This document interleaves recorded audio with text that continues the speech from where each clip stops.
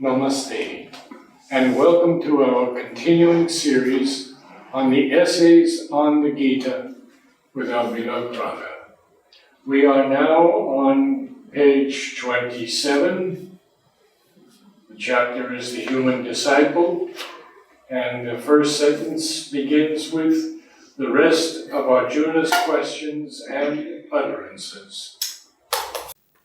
I'm reading the para first, and then we'll discuss it.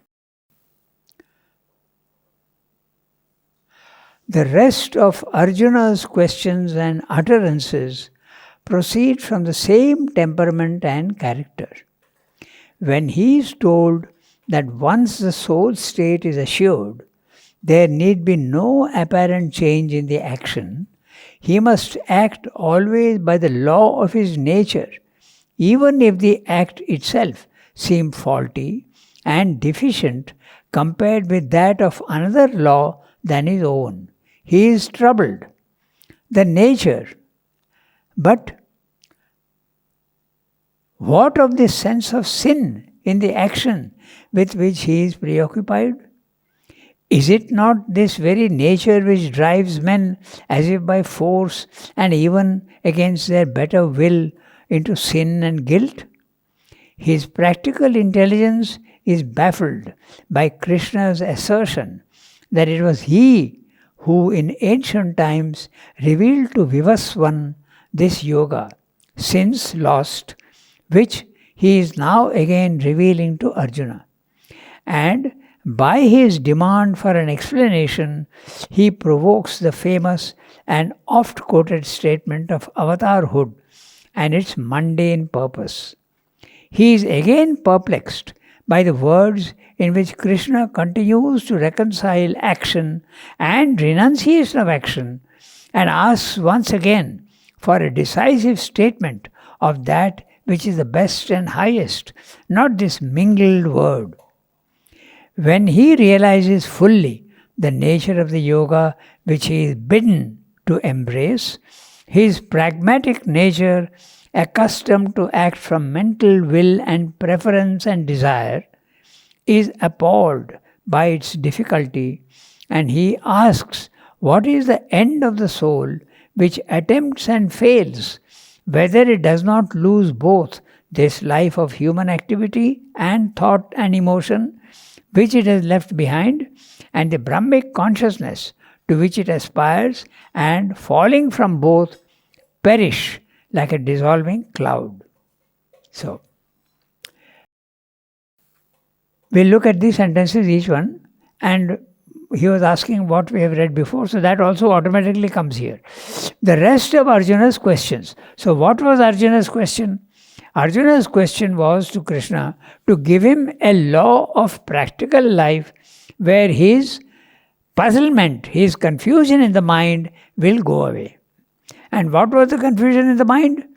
He was a moral person, but now that morality itself is being challenged. How my duty in life, I am a Kshatriya and I have to protect the right and I have to fight against the evil. But now that evil is including some of my own friends, my own family, so how can I do that? This is the problem that he is facing. Okay? That which I thought is my duty, now it has become my duty. I should be protecting my own people and my own family, but now I have to go against them. So this is something that I don't understand and I don't know what to do. This is the problem that he faces. So he has asked for a practical solution. But Sri Krishna has not given him a practical solution. He is giving him a spiritual solution. And that's of no use to him. So that's he calls it a mingled word. Yeah, mingled word. Because he's saying, you must not give up action. You are a Kshatriya. You must continue your action as a Kshatriya.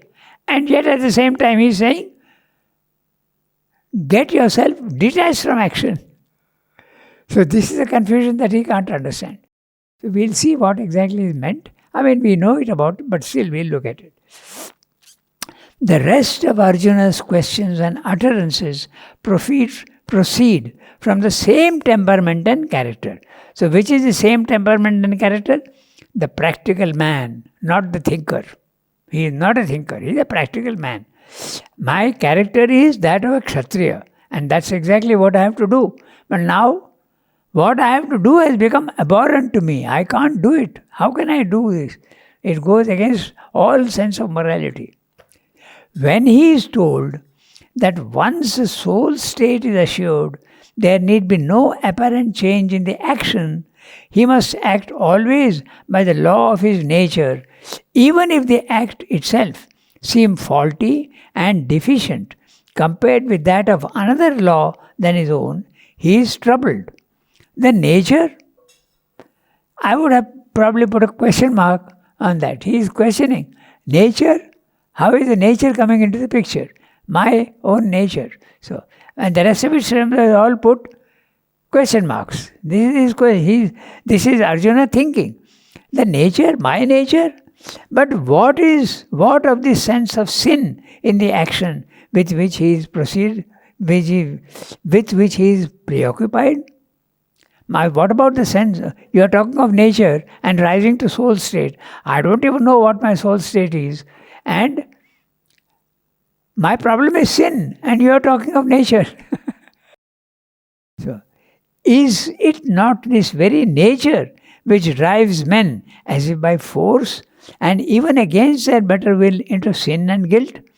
Even when I know that this is a sin, most human beings still do it because they are driven by their nature.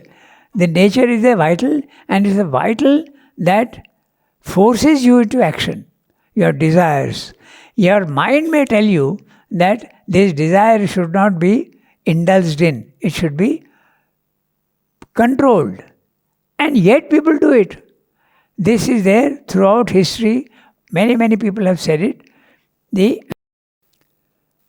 spirit is willing, but the flesh is weak. So this is something. And I know the good, but I choose the worse.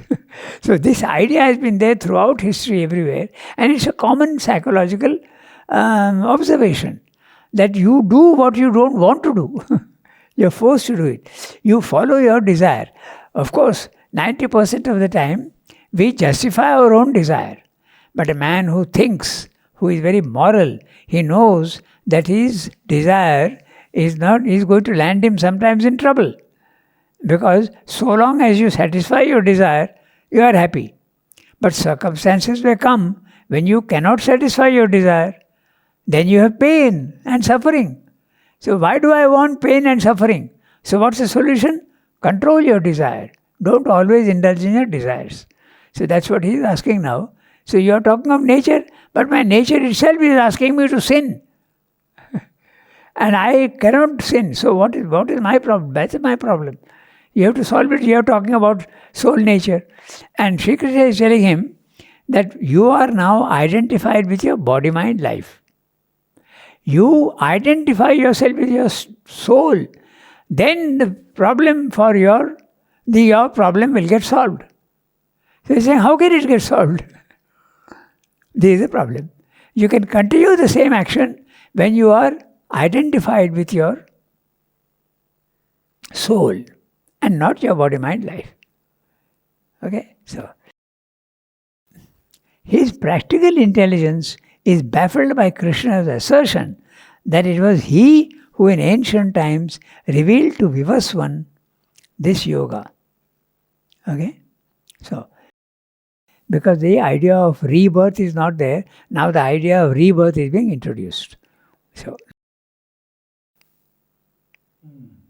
it was he who in ancient times revealed to Vivaswan this yoga, since lost. Okay? The yoga which was revealed long ago, now man has forgotten about it. And he is completely lost the key to how to get to the soul state. That's what he's saying. Which is now again revealing to Arjuna, and by his demand for an explanation, he provokes the famous and oft-quoted statement of avatarhood and its mundane purpose. The avatarhood has got a practical purpose, and the avatarhood is yada hi dharmasya glanir bhavati bharata. Whenever there is immorality which is rising in the world, I take birth and make the necessary corrections. That's the purpose of avatarhood. He has said, famous and oft-quoted statement of avatarhood, and its mundane purpose. The avatarhood has a practical purpose. Okay, so he is again perplexed by the words in which Krishna continues to reconcile action and renunciation of action. This is his problem. How can I indulge in action and yet renounce action? So you are using mingled words. You are telling me to act and again not to act. So what is this? Explain to me. But it is actually the results of the fruits of action. That's right. So now he will, what Sri Krishna means is, you do the action without any attachment to it. So you become free in your mind, without any desire, without any preconceived notion. You do the action mechanically, but with a free soul. You are identified with your soul, and the soul will tell you what to do and what not to do. It is possible for you to continue the action without suffering its consequences. That's a liberation that is talked about. So, in which Krishna continues to reconcile action and renunciation of action, and asks once again for a decisive statement of that which is the best and highest, not this mingled word. When he realizes fully the nature of the yoga which he is bidden to embrace, his pragmatic nature, accustomed to act from mental will and preference and desire, is appalled by its difficulty, and he asks what is the end of the soul which attempts and fails, whether it does not lose both this life of human activity and thought and emotion which it has left behind, and the Brahmic consciousness to which it aspires, and falling from both perish like a dissolving cloud. So, very clear what he is saying. When he realizes what Sri Krishna is telling him, that you act in the physical world but remain detached from it. Detached, you cut the desire, you cut the preference, you cut the attachment. Yeah. The words used here are mental will, preference and desire. So this, you have to get rid of your mental will. Don't exercise your mental will for the action that you are doing. Don't have any preferences and don't have any desires. Nishkama karma. Do the action that has to be done by desireless action. All our actions are 90% desired oriented, desire originated. So get rid of desire. Then you are detached. Then the work that you do will not affect you. There will be no suffering. That is liberation. The law of karma ceases when you lose your identification with body, mind, life, and you realize that you are the soul. At that time, the soul does not undergo the law of karma. You are free. That's what is meant by freedom and by liberation. You are liberated from your past actions. There is no more suffering, or you are completely free. The body, mind, life, which is the lower level, will continue to undergo the laws of karma. So whatever you have done in the past, it will have either a beneficial effect or a harmful effect in the body, mind, life. But now you are not identified with body, mind, life. So you are free and you are watching. It's like watching somebody else's suffering. You are not affected anymore because you have lost your identification with the body, mind, life. So that's... Texas is a funny state. Pardon? Texas is a funny state. And they have many, many unique phrases. And so for karma, they say, what goes around comes around. That's right. What you reap, what you sow, you reap. This is the law of karma. That's very clear. There is no escape from it for the body, mind at the lower level. But if your consciousness is going to another level, that law doesn't apply anymore. We have already discussed many times that each plane of consciousness has got laws. The one, if you go to the higher, the law of karma does not apply there. The law of karma does apply here. That's the reason why even yogis, even avatars, they have to undergo the consequences of their past lives. That explains how even those who are liberated, Ramakrishna, Raman Maharshi, they all had cancer. The body-mind life is undergoing the results of those. But there is one thing that we have to see. It is not that you have sinned. This idea of sin is wrong. It's not sin, but it is ignorance which makes you do wrong things. It's your limitation, your imperfection. But imperfection will lead you to a wrong action. But you should not use the word sin for that. Sin is too strong a word and it has implications. So you can consider it a sin. If you murder somebody, it's a sin.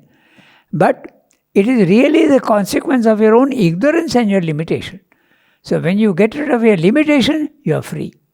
But the old action, the past lives do have a consequence. And you have to undergo that consequence. So only an avatar or a great yogi who was able to change body-mind life could change cancer. That's right. And that is possible only after the supramental is realized. When the supramental is realized, the law of karma will disappear entirely from your higher levels and even the body-mind life. There will be no more suffering or law of karma will disappear. But for a yogi or even an avatar, the law of karma operates at the lowest level. But the supramental race will have a body which will not be a gross body like ours. So the law of karma will not apply there. You will have the right to create your own body or dissolve it at will. Now we don't have a body which we can create by ourselves. It is nature which is creating our body. And we don't have the right to dissolve the body also. It dissolves, nature dissolves it in its own time. So that is the law of karma will disappear entirely for the supramental race. Just what you told us last week about suicide and how mother would decide, it's all in the papers now. Yes. I saw it today. That's right. Assisted euthanasia. Yeah. It's happening in Sweden, in these countries. Yes.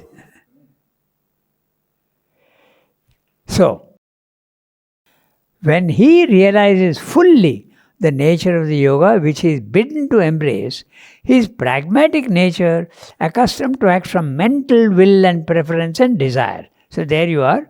So long as you act from mental will, your mental ideas and preferences and desires, you are going to suffer the consequences of your identification with your body-mind life. So, if you don't want to do that, get rid of your identification with,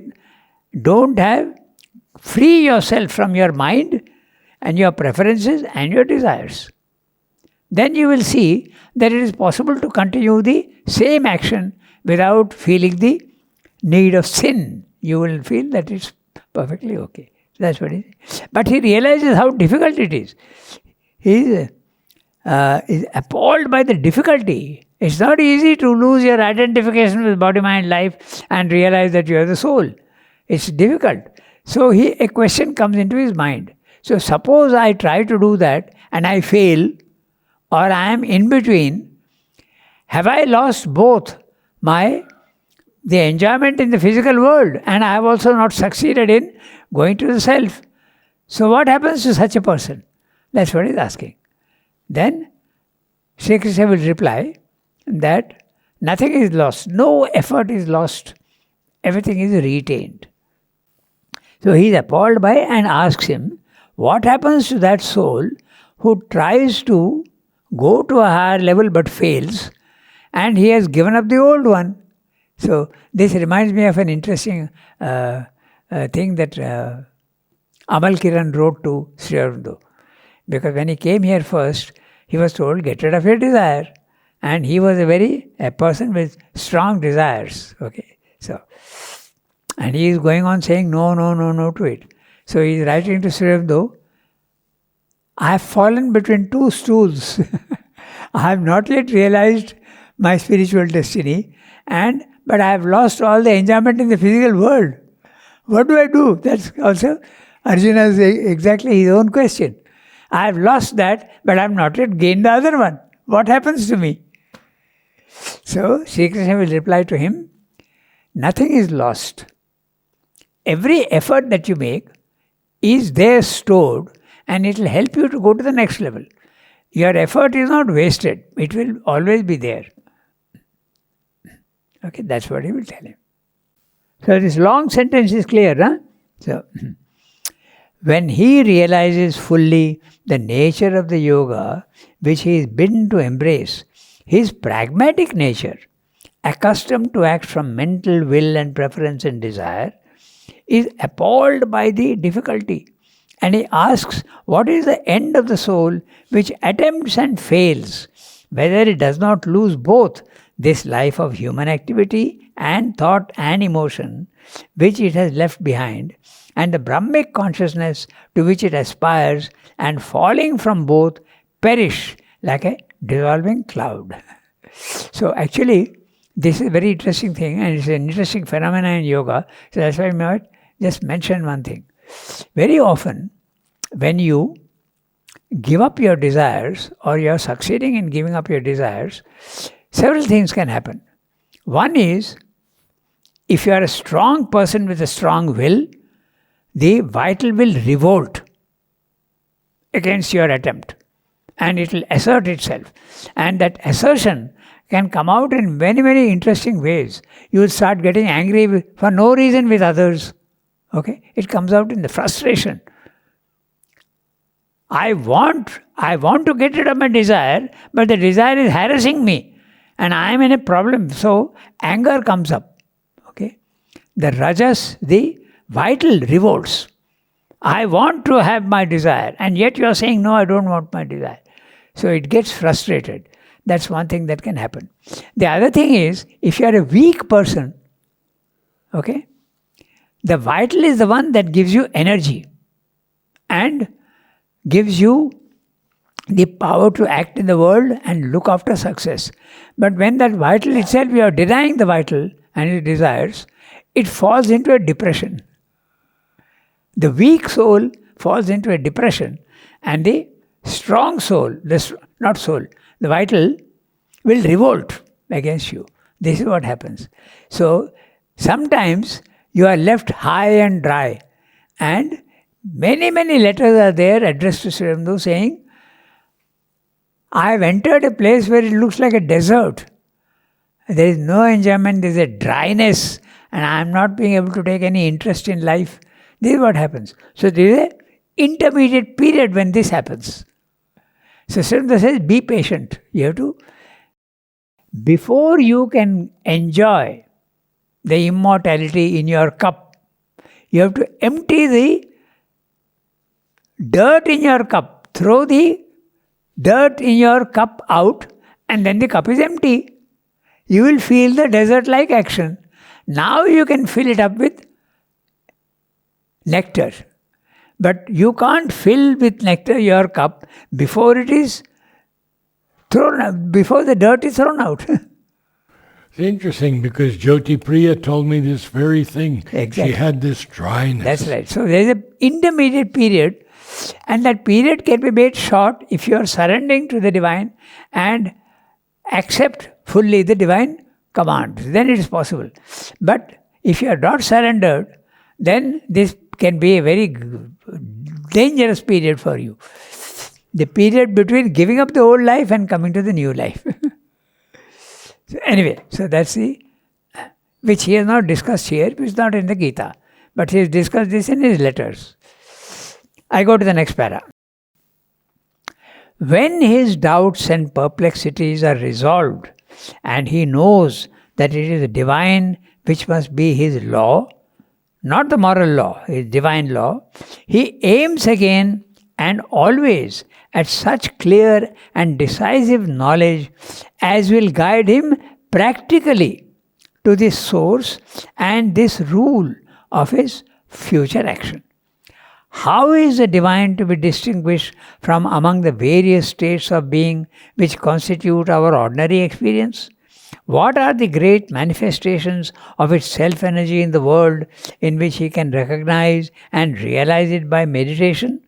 May he not see even now the divine cosmic form of that which is actually speaking to him through the veil of the human mind and body? And his last questions demand a clear distinction between renunciation of works and the subtler renunciation he is asked to prefer. The actual difference between Purusha and Prakriti, the field and the knower of the field. So important for the practice of desireless action under the drive of the divine will. And finally, a clear statement of the practical operations and results of the three modes of Prakriti which he is bidden to sum out. So, naturally, when he realizes the difficulty of the task he is asked to do, what has he been asked to do? He has been asked to give up his identification with his body, mind, life, or in the words of the Gita here, your mental preferences and your desires and your past standards. All this you have to give up. Okay? So he realizes the immensity of the thing to be done. And then he asks, what happens to me if I don't succeed? Okay? And then he says, okay, you are asking me to go to the soul state. But how do I go there? Give me a practical hint. You tell me how I should go there. That's what he's saying. Okay? And guide him practically, not the word practically, okay, to the source and this rule for future action. How is the divine to be distinguished among the various states of being which constitute our ordinary experience?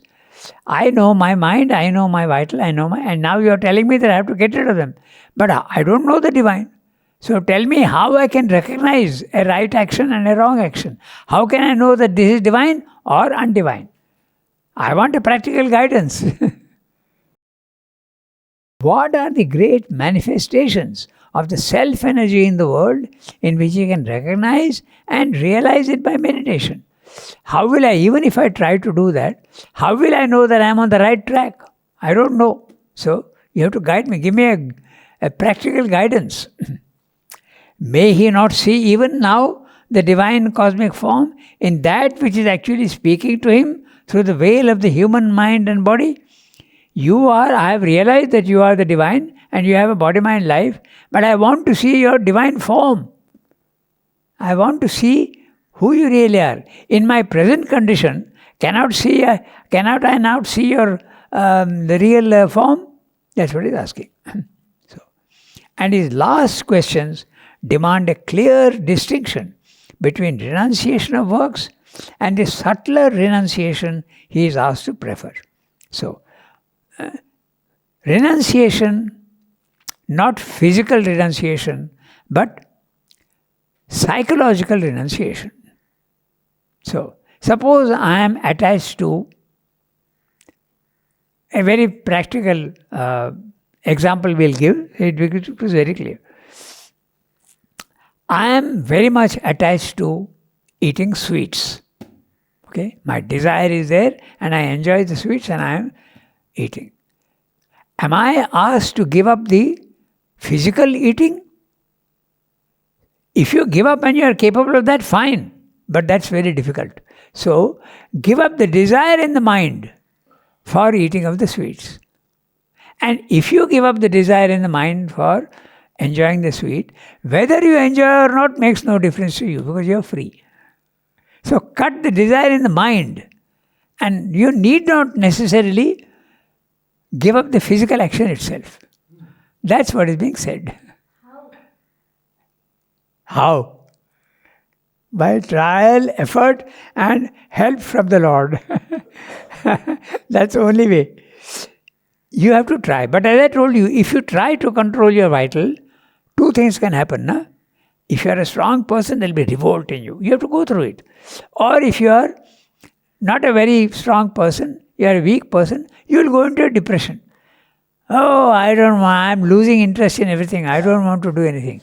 Either this or that will happen. So better still is to give up in your own mind the desire and ask them to get the desire free. I am unable to do it, you do it for me. Identify. But it's not in words, it's in real. You have to surrender really to the Lord. Surrender will solve the problem, and that's the best way, but surrender itself is not easy. Because you go on sticking to our own likes and dislikes. But Mother does tell us that she could take away something that would take lifetimes to Yes. take away. She could do it in a moment. That's right. That's what he has realized. He has Yes. realized the immensity of the work to be done. So he asks that if I don't succeed, what will happen to me?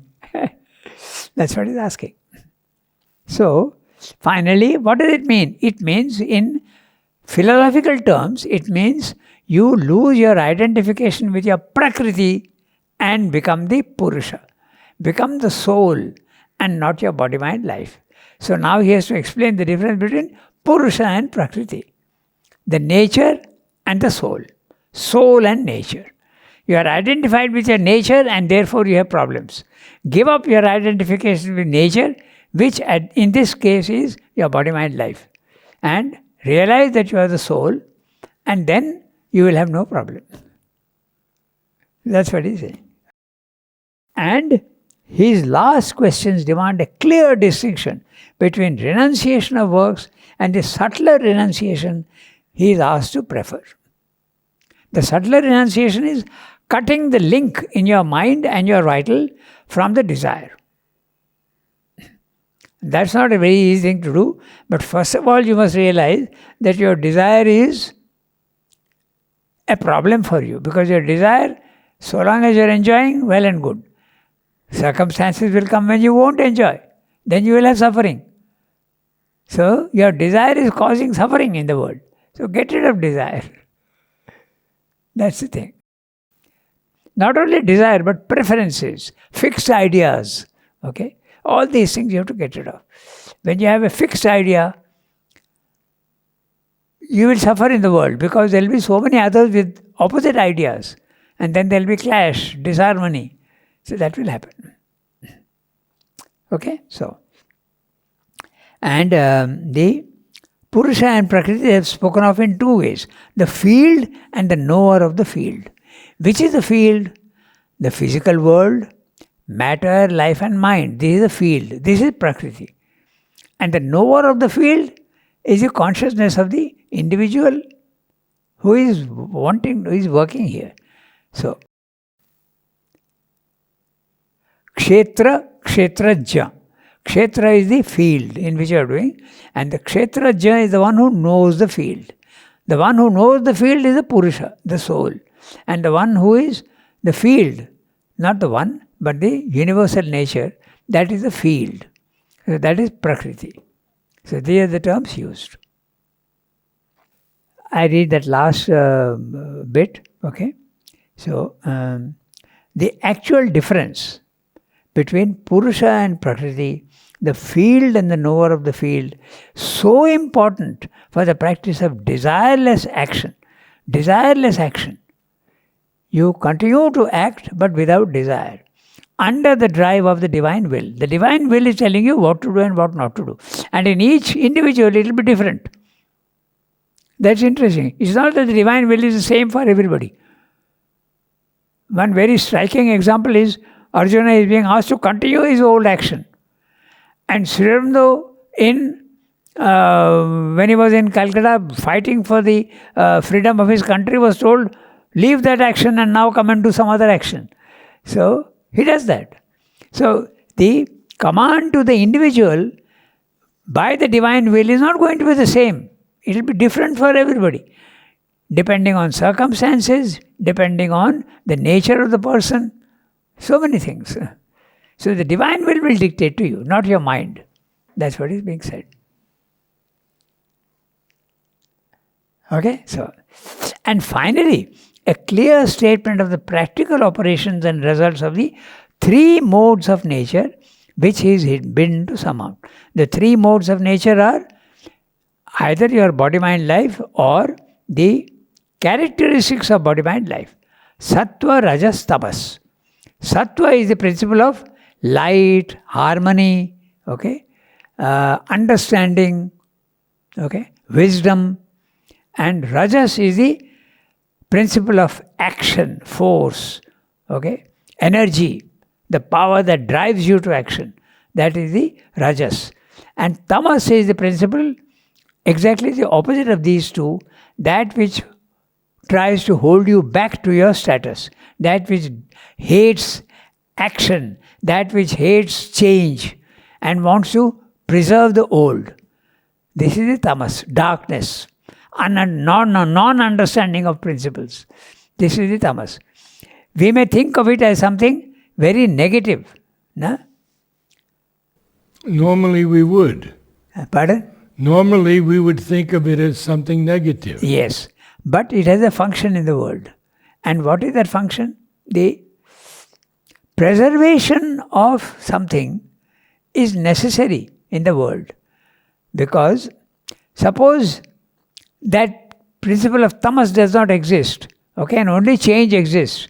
I am talking to you now, but suddenly you will become something else. So how will I identify with whom I am talking about? The preservation of forms, the sense of continuity of the past is the principle of tamas. That ensures that there is a continuity of the form. If tamas disappears, everything will go on changing. The relative permanence of forms is ensured by tamas. That's the thing. So even that has got a function in the world. A positive function. Yes, the positive aspect. We read the last one. Okay? To such a disciple, the teacher of the Gita gives his divine teaching.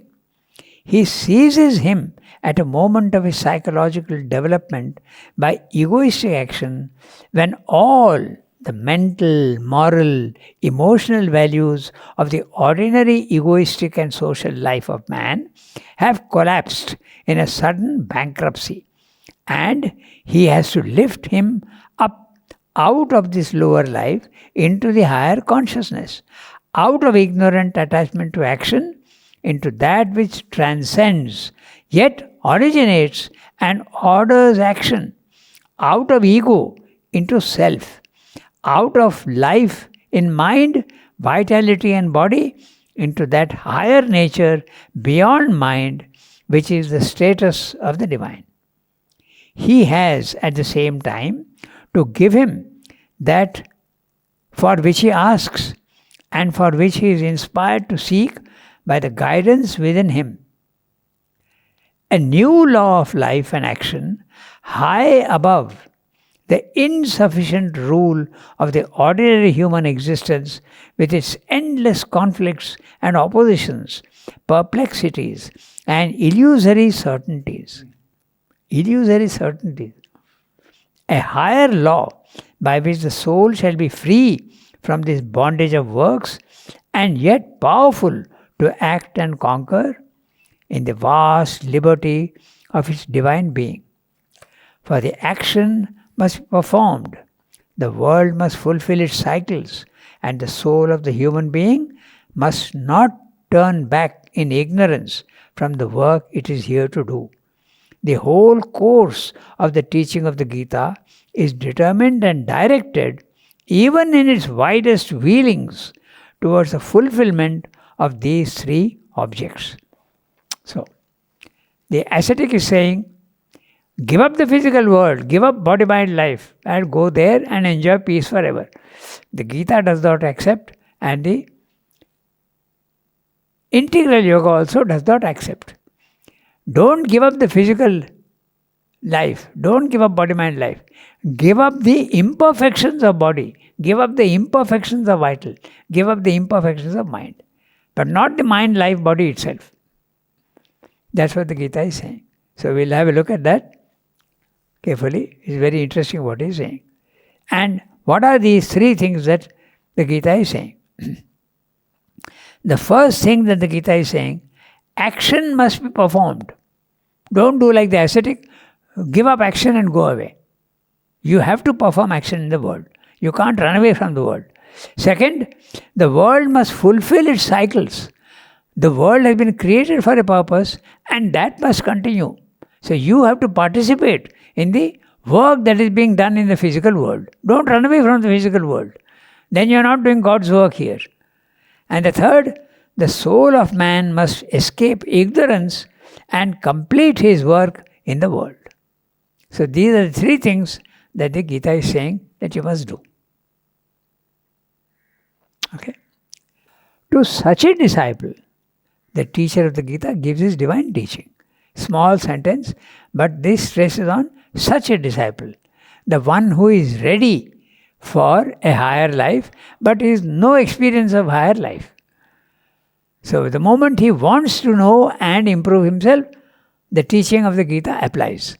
The teaching of the Gita does not apply to someone who is not ready for a spiritual life. It is only for one who is ready and wanting to change himself. Okay, so he seizes him at a moment of his psychological development by egoistic action when all the mental, moral, emotional values of the ordinary egoistic and social life of man have collapsed in a sudden bankruptcy, and he has to lift him up out of this lower life into the higher consciousness.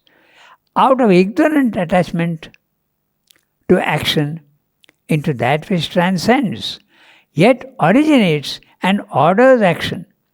Out of ego into self. Out of life in mind, vitality and body, into that higher nature beyond, which is the status of the divine. So note the status of the divine. When you go to the self, you are in a static condition. Consciousness is static, immutable. The action in the physical world has to continue, but your consciousness is stable, not identified with the movement in the body-mind life. Okay, so what a sentence. yeah, yeah, that's right.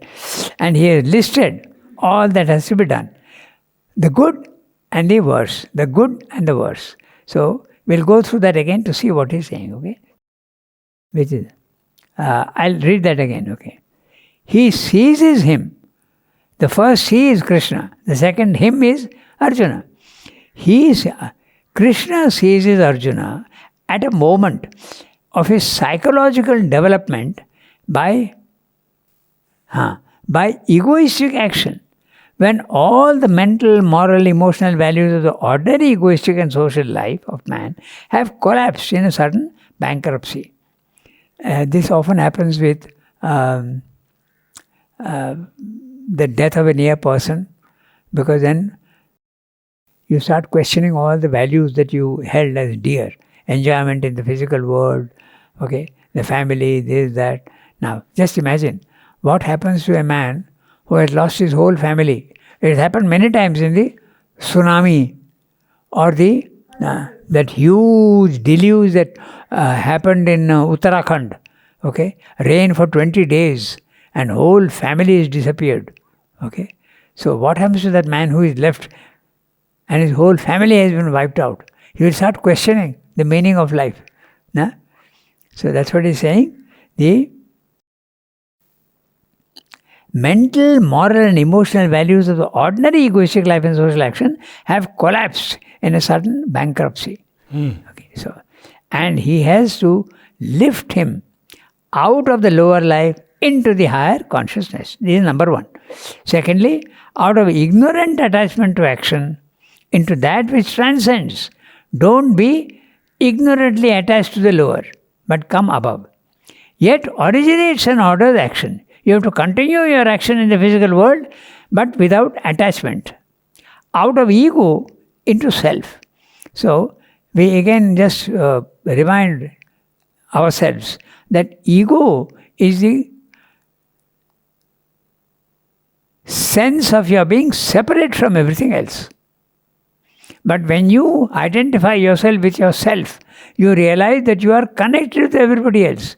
Your soul is similar to the other souls all around, and there is a connection.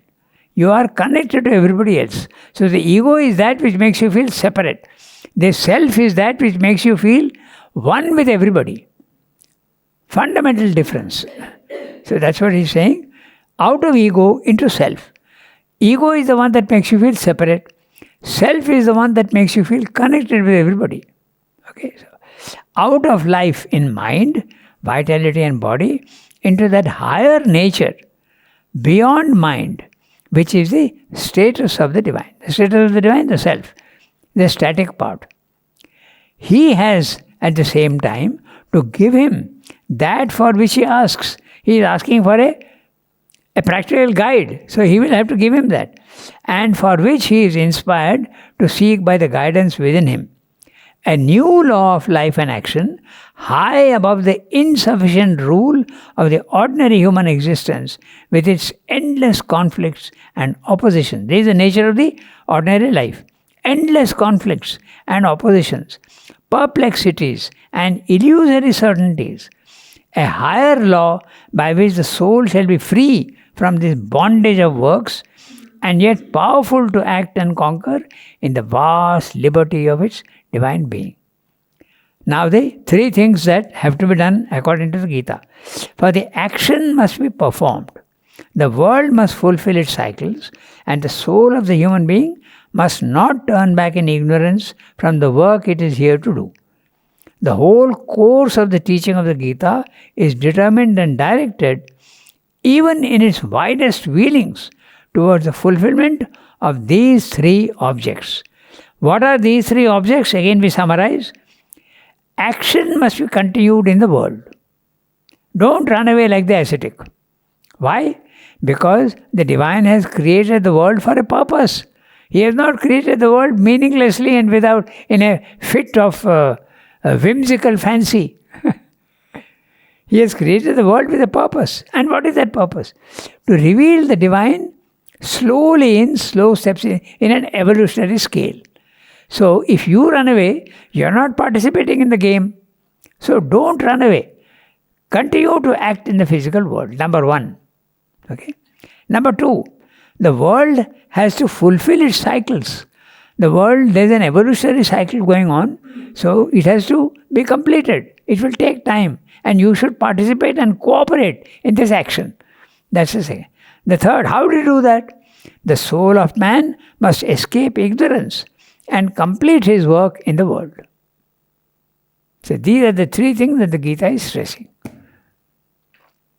So the next chapter is, what is this teaching of the Gita? The core of the teaching. We'll take this up next time. Okay. The core of the teaching.